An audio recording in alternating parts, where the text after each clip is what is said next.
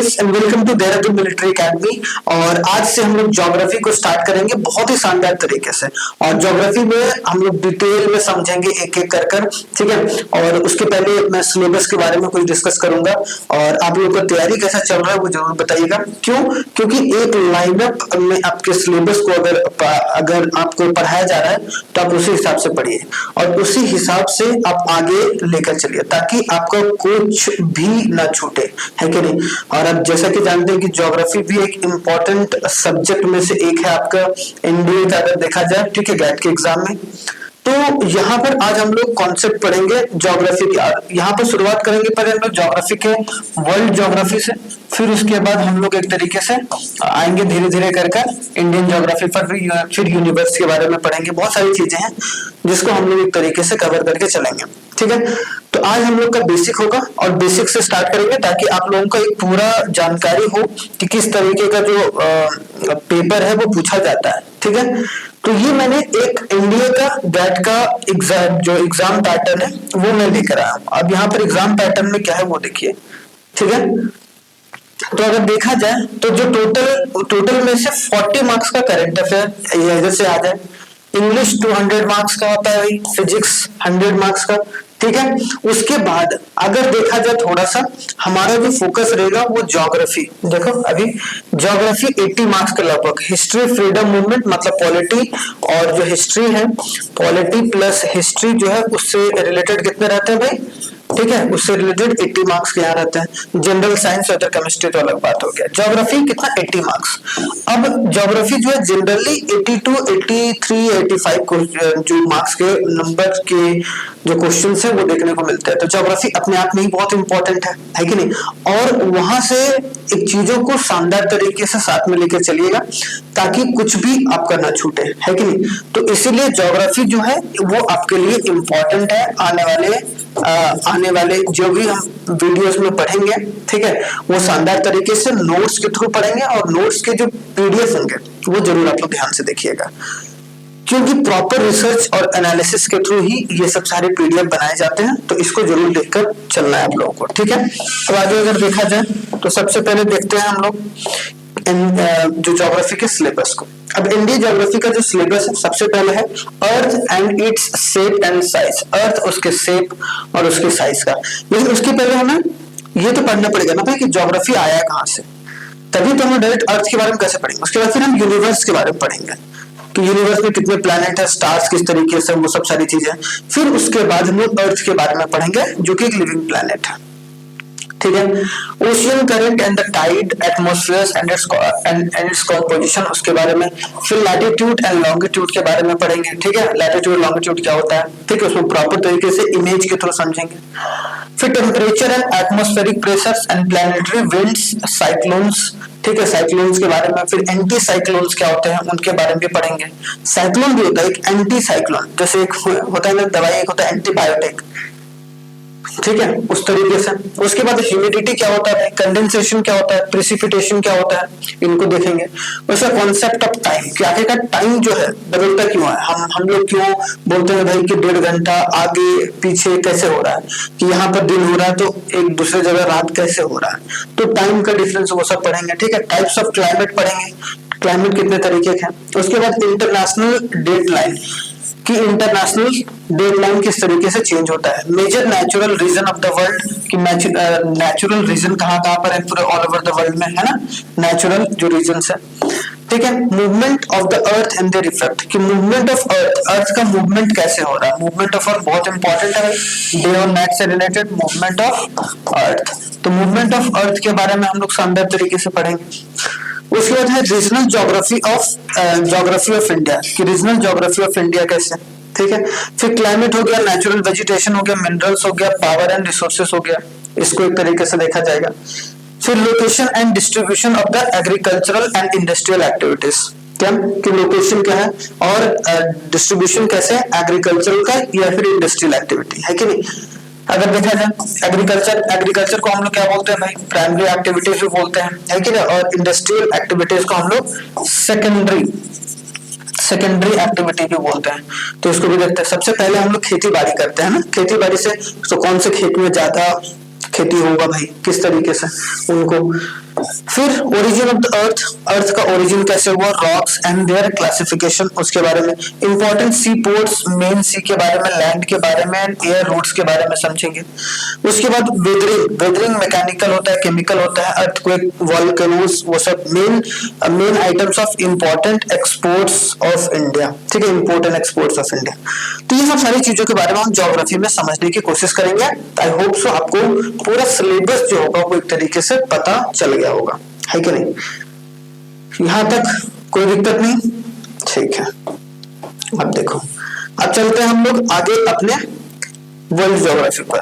World geography, अब समझो यहाँ पे वर्ल्ड ज्योग्राफी का मतलब क्या होता है भाई।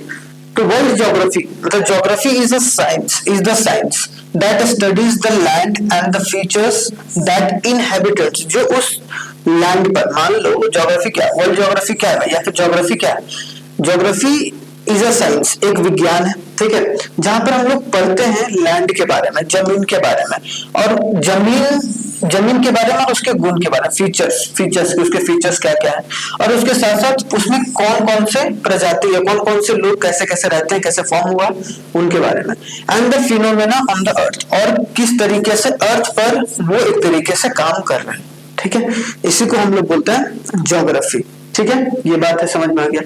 The discipline of geography was invented in the 2nd century BC by the Greek scholar जो है एरिस्थोस्थेनेस, ठीक है, एरिस्थोस्थेनेस बोलते हैं हम लोग, ठीक है, एरिस्थोस्थेनेस ने पहली बार एक तरीके से for the first time 2nd century BC में एक ग्रीक स्कॉलर थे, उन्होंने ज्योग्राफी का कॉन्सेप्ट दिया था, ठीक है, तो ये बात है। तो अगर देखा जाए तो ज्योग्राफी का कॉन्सेप्ट देने के पीछे देखो हमेशा कुछ ना कुछ, जब नया कॉन्सेप्ट अगर निकल के आता है तो एक अलग तरीके से चीजों को साथ में लेकर चला ही जाता है, ठीक है।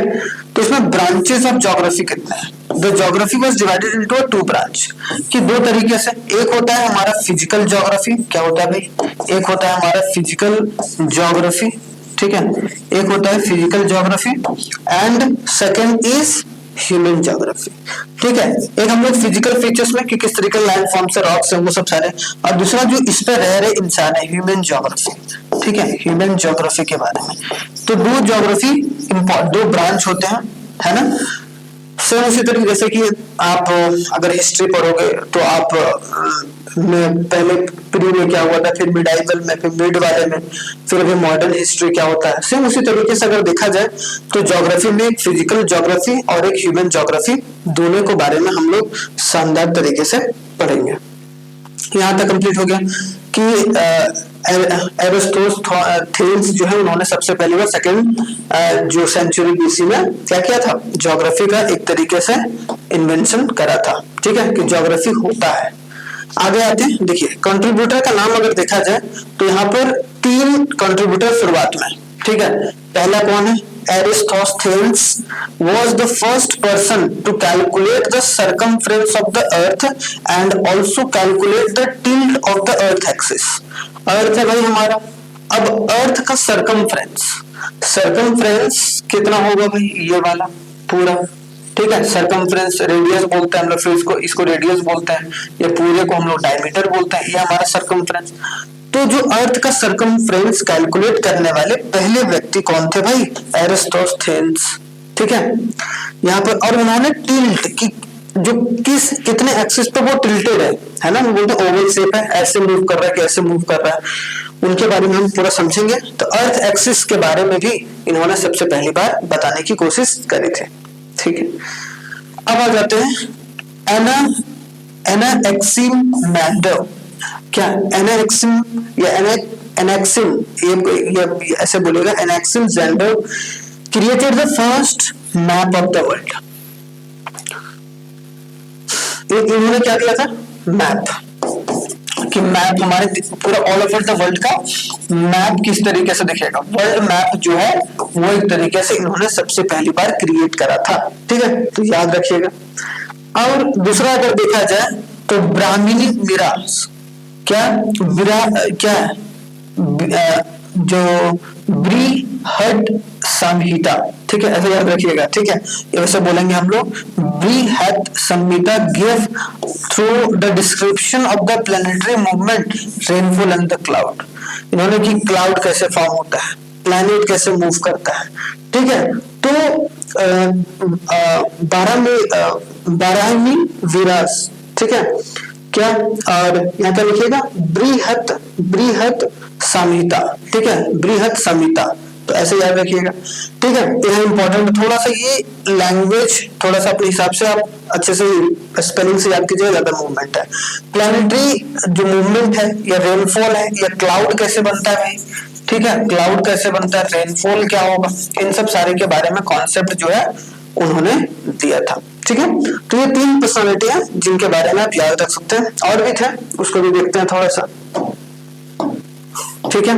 आगे अगर देखा जाए, नेक्स्ट देखिए, यहाँ पर क्या है, एक है क्या, Ptolemy first presented the India on the map. क्या, पटोलमी जो है, पटोलमी उन्होंने सबसे पहली बार इंडिया को डिनोट करा था मैप में, ठीक है, कि इंडिया जो है वो किस तरीके से मैप में एक तरीके से रिप्रेजेंट है या नहीं। तो अगर बोला जाए वर्ल्ड मैप, तो हमने देखा अब यहाँ पर कि इंडिया को वर्ल्ड मैप में सबसे पहली बार प्टोलेमी ने करा था, ठीक है।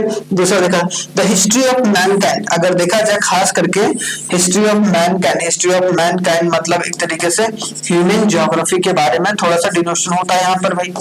तो अगर देखा जाए, the history of mankind was written by the Frederick Ratzel, ठीक है, फ्रेडरिक राइट्जेल के द्वारा जो है वो यहाँ पर द हिस्ट्री ऑफ मैनकाइंड कि इंसानों का व्यवहार जो है वो ज्योग्राफिकल वाइज किस तरीके का रहा है, क्योंकि हर एक रीजन में हर एक तरीके के अलग अलग पर्सन रहता है, तो यहाँ पर पर्सन किस तरीके से होंगे उनके बारे में जो डिसाइड है वो एक तरीके से धीरे धीरे करके कैसे इवॉल्व होते गए ह्यूमन बीइंग, उनके बारे में यहाँ पर बात किया गया। तो आई होप सो यहाँ तक क्लियर होगा, ठीक है। अब आगे देखा जाए, नेक्स्ट अगर देखा जाए तो ह्यूमन ज्योग्राफी। अब ह्यूमन ज्योग्राफी क्या होता है, तो ह्यूमन ज्योग्राफी एक ब्रांच है ज्योग्राफी का, branch of geography that study the world, जो किसके बारे में बता रहा है, वर्ल्ड के बारे में बता रहा है। इट्स पीपल कि वहां पर रह रहे लोग, कम्युनिटी, क्या कल्चर फॉलो हो रहा है, विथ एन एम्फेसिस का मतलब जोर डालना, on the relation of land across the space and place. कि आप देखो, कोई एक लोग है जो पहाड़ी लोग अलग होते हैं भाई, एक समतल वाले लोग जो है वो अलग तरीके से बोली बोलते हैं भाई, तो उन सब सारे के बारे में जो स्टडी करते हैं उसको हम लोग ह्यूमन ज्योग्राफी बोलते हैं। तो सिंपल सी बात है, human geography is a branch, एक ऐसा ब्रांच है ज्योग्राफी का जो वर्ल्ड के बारे में स्टडी करता है और उसके वर्ल्ड में रह रहे लोगों के बारे में स्टडी करता है, ठीक है। और वहां पर जितने भी कम्युनिटीज हैं और वहां क्या कल्चर फॉलो हो रहा है, ठीक है, क्या रीति रिवाज कैसा है भाई। अब हर एक अलग अलग लैंड फॉर्म्स के लोग अलग अलग तरीके से रीति रिवाज को फॉलो करते हैं भाई। And emphasize on relation of land across the space, कि और लैंड का जो स्पेस है वो किस तरीके से यूटिलाइज किया गया प्लेस के हिसाब से। The field of human geography as follows, field कौन कौन से हैं, एक होता है कल्चरल ज्योग्राफी, एक होता है डेवलपमेंट ज्योग्राफी, एक होता है इकोनॉमिक ज्योग्राफी, एक होता है ट्रांसपोर्ट ज्योग्राफी, ठीक है, एक होता है हिस्टोरिकल ज्योग्राफी, एक होता है पॉलिटिकल ज्योग्राफी, एक होता है पॉपुलेशन ज्योग्राफी, एक होता है सेटलमेंट ज्योग्राफी। तो ये सब सारे, तो कल्चर के बारे में जहाँ पढ़ रहे हैं कल्चरल ज्योग्राफी, जहां पर हम बात कर रहे हैं डेवलपमेंट के बारे में डेवलपमेंट ज्योग्राफी, हम लोग बात कर रहे हैं इकोनॉमिक कंडीशन कैसा है economic geography, transport facility transport, history के बारे में पढ़ रहे थे हिस्टोरिकल, पॉलिटिकल, पॉपुलेशन, सेटलमेंट, कहाँ कहाँ किस तरीके से लोग सेटल हो रहे हैं, ठीक है। तो आई होप से यहाँ तक क्लियर होगा। तो यहां तक क्लियर हो गया भाई, ठीक है। आगे बढ़ा जाए यहाँ पर, अब देखिए एक एक करके देखते हैं फिजिकल ज्योग्राफी में। फिजिकल ज्योग्राफी ह्यूमन ज्योग्राफी में समझ लिया। Physical geography deals with a physical environment, कि हमारे देश का फिजिकल एनवायरनमेंट कैसा है and the various process that bring the change in the physical environment on the earth surface, कि और अर्थ सरफेस पर जो भी चेंजेस हो रहे हैं, जो धीरे धीरे बदलाव हो रहा है, जैसे हम लोग देखते हैं कि पत्थर है भाई, है ना, पत्थर। अब वो पत्थर जो है, रॉक जो है वो एक तरीके से किस तरीके से सैंड में भी बदल जाता है भाई, किस तरीके से वो सॉइल में भी बदल जाता है कि नहीं। तो ये क्यों कैसे बदलता है? तो ये एक प्रोसेस होता है जिसके थ्रू होके चलता है।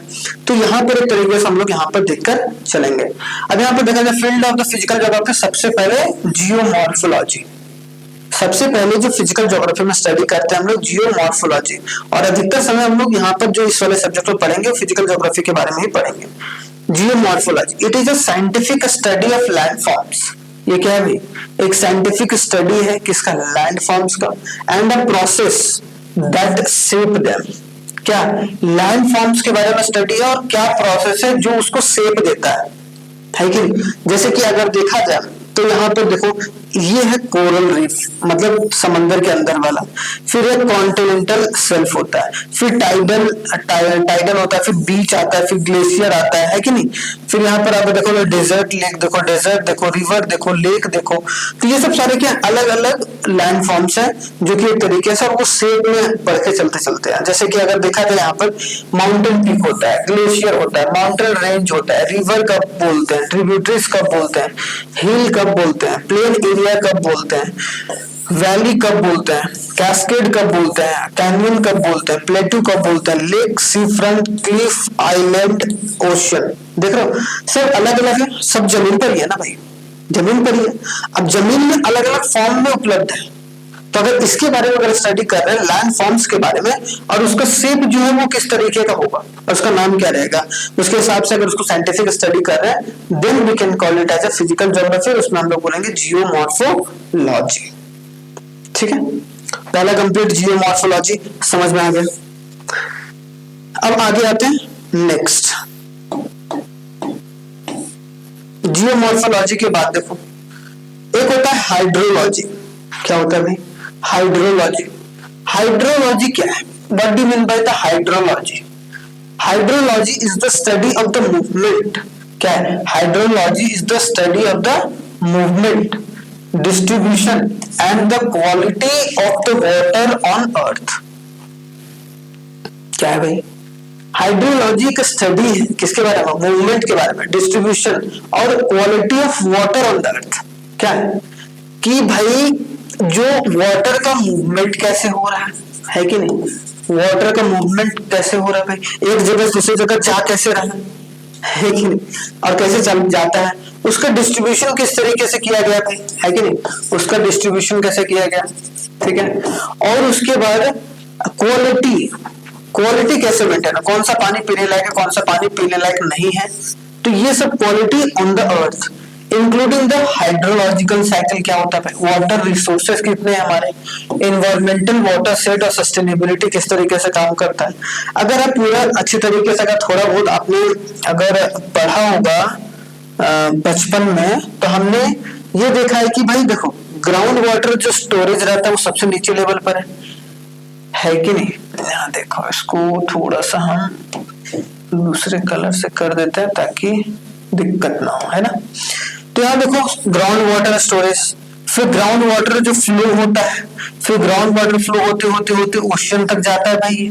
एक होता है लेक वेक के हिसाब से वो फिर ओशन में जाता है, सरफेस, फिर यहाँ से इवापोरेशन होता है ना। इवापोरेशन यहाँ भी होता है, लेक में भी होता है, लेक में भी इवापोरेशन, और इवापोरेशन फ्रॉम द लैंड भी होता है, ठीक है। इवापोरेशन फ्रॉम सरफेस पे भी होता है, और मॉइस्चर ओवर द लैंड वो भी एक तरीके से जाकर बादल बन जाते हैं, है ना। जैसे सेम उसी तरीके देखा जाए यहाँ पर अगर देखा जाए इवापोरेशन ओशन से हुआ, इवापोरेट हुआ, धूप पड़ा, इवापोरेशन हुआ, अब ये चला गया भाई। अब चलने के बाद क्या? कंडेंसेशन, फिर कंडेंसेशन से अगर बारिश हो गया नीचे तो वो क्या बोलेंगे? Precipitation on the ocean. तो यहाँ इस तरीके से तो देख रहे हो यहाँ पर सेम उसी तरीके से देखो यहाँ पर इन्फिल्ट्रेशन है, फिर फ्रेश वाटर स्टोरेज यहाँ पर लेक में है, फिर लेक के थ्रू अगर ऊपर गया तो हमारा क्या हुआ? कंडेंस होकर एक तरीके से बादल बन गया भाई। अब बादल बनने के बाद फिर प्रेसिपिटेट होकर बादल जो है बारिश बनकर नीचे गिर रहा है। तो ये सब सारा देख रहे हो, इनके बारे में जो स्टडी किया जाता है किस तरीके से होता है, कब होगा कब नहीं होगा, उन सब सारे के बारे में स्टडी करने के लिए जो है वो हम लोग कौन सा स्टडी को बोलते हैं, कौन सा फिजिकल ज्योग्राफी के बारे में बात कर रहे हैं यहाँ पर? हाइड्रोलॉजी, ठीक है। यहाँ पर याद हो गया आपको समझ। हाइड्रो का मतलब ही वाटर से रिलेटेड होता है, जैसे हाइड्रो इलेक्ट्रिक पावर होता है ना, अगर आपने नाम सुना होगा हाइड्रो इलेक्ट्रिक पावर। तो हाइड्रो इलेक्ट्रिक पावर तो थोड़ा ना कि हम लोग सनलाइट के बारे में बात कर रहे हैं, यहाँ वाटर से रिलेटेड। तो यहाँ याद करिएगा वाटर की मूवमेंट, डिस्ट्रीब्यूशन और क्वालिटी से रिलेटेड कुछ भी स्टडी किया जा रहा है। साथ ही साथ हाइड्रोलॉजिकल साइकिल के बारे में, किस तरीके से हाइड्रोलॉजिकल साइकिल जो काम करता है उनके बारे में जो पढ़ते हैं वो हम लोग हाइड्रोलॉजी में पढ़कर चलते हैं। तो आई होप सो यहाँ तक आपका क्लियर होगा। आगे बढ़ते हैं भाई, नेक्स्ट क्लाइमेटोलॉजी। क्लाइमेट कैसे चेंज होता है, तो क्लाइमेट कैसे चेंज होता है अगर उसके बारे में हम लोग स्टडी कर रहे हैं then we can call it as a climatology. Climatology क्या है भाई, climatology is the study of a climate. किसके बारे में, स्टडी है क्लाइमेट का, which is scientifically defined as weather condition averaged over a period of time। कि condition जो है वो किस तरीके का एवरेज है या नहीं है, ठीक है, मतलब कंडीशन किस तरीके से पीरियड बाय पीरियड जो वेदर है कंडीशन है वो चेंज कैसे हो रहा है, ठीक है। तो यहाँ पर अगर आप देखे होंगे तो लॉन्ग नाइट शॉर्ट नाइट होता है भाई, ठीक है, रोटेशन ऑफ द अर्थ की वजह से। फिर यहाँ देखो लॉन्ग डे शॉर्ट नाइट होता है भाई, है कि नहीं, शॉर्ट नाइट होता है। अर्थ में देखा जाए 24th पैरेलल के हिसाब से लो एंगल लो इंटेंसिटी या विंटर है, और इधर क्या हो रहा है, समर हो रहा है, ठीक है। तो समर में अगर देखा जाए तो नाइट जो होता है तो वो छोटा होता है, दिन जो होता है बड़ा होता है ना। यहाँ पर तो समर में लंबा दिन होता है भाई और शॉर्ट नाइट होता है, और यहाँ पर अगर ठंडियों में देखा जाए तो लॉन्ग नाइट होता है और शॉर्ट डे होता है। ठंडियों में सिंपल सी बात है शॉर्ट डे होता है ज्यादातर। तो यहाँ पर अर्थ रोटेशन किस तरीके से, देखो 23 डिग्री पर टिल्ट है भाई, यहाँ भी 23 डिग्री पर टिल्ट है, चाहे समर हो या फिर विंटर हो। तो इसके बारे में प्रॉपर तरीके से स्टडी हम लोग वो भी पढ़ेंगे आगे चलकर। बस यहाँ रखिए क्लाइमेट किस तरीके से चेंज हो रहा है अर्थ में over a period of time में, कैसे चेंज होता चला जा रहा है, उसके बारे में हम लोग स्टडी कहाँ करते हैं, क्लाइमेटोलॉजी में, ठीक है। कहाँ पर, क्लाइमेटोलॉजी में एक तरीके से स्टडी करते हैं। क्लियर हो गया यहाँ तक, कोई दिक्कत नहीं, कोई परेशानी नहीं। आगे अगर देखा जाए पेडोलॉजी। पेडोलॉजी क्या होता है भाई, pedology is the study of the soil. तो यहाँ देख रहे हैं पेडोलॉजी किससे रिलेटेड है, सॉइल से रिलेटेड है। It is the study of a soil in the natural environment, कि नेचुरल एनवायरनमेंट में सॉइल का फॉर्मेशन कैसे हो रहा है। और आप जानते हैं कि सॉइल का जो फॉर्मेशन होता है वो धीरे धीरे कर होता है भाई, रॉक से कन्वर्ट होके वो एक तरीके से क्ले सॉइल वगैरह में अलग अलग टाइप की सॉइल में कन्वर्ट होता है। तो यहाँ पर देखो पेडोन्स होता है, सबसे पहले क्या होता है, पेडोन्स के बाद देखो यहाँ पर याद रखना है कि स्लाइटली डिकम्पोज्ड और जो गेम लिंटर्स रहता है या कॉन्सोलिडेटेड रॉक रहते हैं। फिर इस तरीके से आप अलग अलग देख सकते हैं कि लाइटर कलर होता है, फिर यहाँ एक्यूमुलेशन ऑफ अ क्ले रहता है, फिर मिनरल्स ओरिजिन रहता है, मिनरल्स वगैरह बहुत ज्यादा पाए जाते हैं, ठीक है। फिर हाईली डिकम्पोज्ड जो ऑर्गेनिक मटेरियल्स, आपको ऑर्गेनिक मटेरियल्स इसके ऊपर देखने को मिलेंगे, ठीक है, और स्लाइटली डिकम्पोज्ड ऑर्गेनिक लिटर आपको ऊपर देखने को मिलेगा, ठीक है। तो इस तरीके से आपको सॉइल का जो फॉर्मेशन है किस तरीके से होता है, या सॉइल के बारे में जो स्टडी किया जाता है वो पेडोलॉजी के तहत जो है वो किया जाता है। तो पेडोलॉजी आपको समझ में आ गया कि जहां पर स्टडी करते हैं हम लोग सॉइल के बारे में, Indian natural environment, natural environment में कैसे हो रहा है, ठीक है। नेचुरल एनवायरनमेंट में सॉइल का फॉर्मेशन या सॉइल के अलग अलग रूप के बारे में पढ़ाई हम लोग करते हैं, ठीक है। तो आपको समझ में आ गया पेडोलॉजी के बारे में। आगे अगर देखा जाए तो ग्लेशियोलॉजी, क्या बोला गया यहाँ पर, ग्लेशियोलॉजी। अब what do mean by the glaciology, तो ग्लेशियोलॉजी का मतलब क्या हो गया भाई, ग्लेशियोलॉजी का, अब ग्लेशियोलॉजी का मतलब ये हो गया is the study of the glacier and the ice sheet. किसके बारे में, ग्लेशियर और आइस शीट दोनों के बारे में पढ़ते हैं हम लोग, ग्लेशियर और आइस शीट के बारे में, ठीक है। किसके बारे में पढ़ रहे हैं हम लोग भाई, ग्लेशियर और आइस शीट के बारे में। देखो यहाँ देख रहे हो कि ग्लेशियर कैसे फॉर्म हो रहा है भाई, ये ग्लेशियर छोटा कैसे रह गया, ये ग्लेशियर बड़ा कैसे हो गया, ये ग्लेशियर हजारों साल से पिघल क्यों नहीं रहा है कि नहीं, उनके बारे में अगर देखा जाए। और ग्लेशियर शीट के बारे में जैसे पाथ सरफेस मेल्ट वाटर यहाँ पर आते हैं जो लेक वगैरह, फिर आइस पानी के अंदर जो आइस बनता है उसको फ्लो होता है, water flows to the bed, और यहाँ बेड रॉक्स पर रॉक हो गया भाई, रॉक के ऊपर जो ग्लेशियर पिघलता है, फिर मॉलिन बोलते हैं जो आधा डूबा हुआ रहता है, ठीक है। उसको उस तरीके से हम लोग एक तरीके से पूरे सरफेस जो वाटर होता है मेल्ट करके पाथ हमें कैसे बनाता है उसके बारे में स्टडी करते हैं। तो ये देखा आइस का सीट कैसे रहता है भाई, और ग्लेशियर के बारे में जो पढ़ाई करते हैं वो हम लोग ग्लेशियोलॉजी में पढ़ते हैं। सिंपल सी बात है, किसके बारे में भाई, ग्लेशियर के बारे में हम लोग ज्यादा पढ़कर चलते हैं। किसके बारे में, ग्लेशियर के बारे में। अब ग्लेशियर के बारे में अगर पढ़ के चलेंगे तो बहुत ही इंपॉर्टेंट आपको देखने को मिलेगा यहाँ पर, ठीक है। आगे अगर देखा जाए नेक्स्ट क्या है भाई, बायोज्योग्राफी। आपने सुना होगा कि भाई ये जो है ना पर्टिकुलर जो जानवर है वो वहीं पाया जाता है, या यार ये जो पर्टिकुलर जानवर है मतलब एक इनहेबिटेंट्स होता है। जैसे रेगिस्तान में ऊंट होगा, ठंडियों में ऊंट है, ऊंट सर्वाइव नहीं कर पाएगा उतना ठंडियों में, इसीलिए सबके अलग अलग इनहेबिटेंट्स है कि नहीं।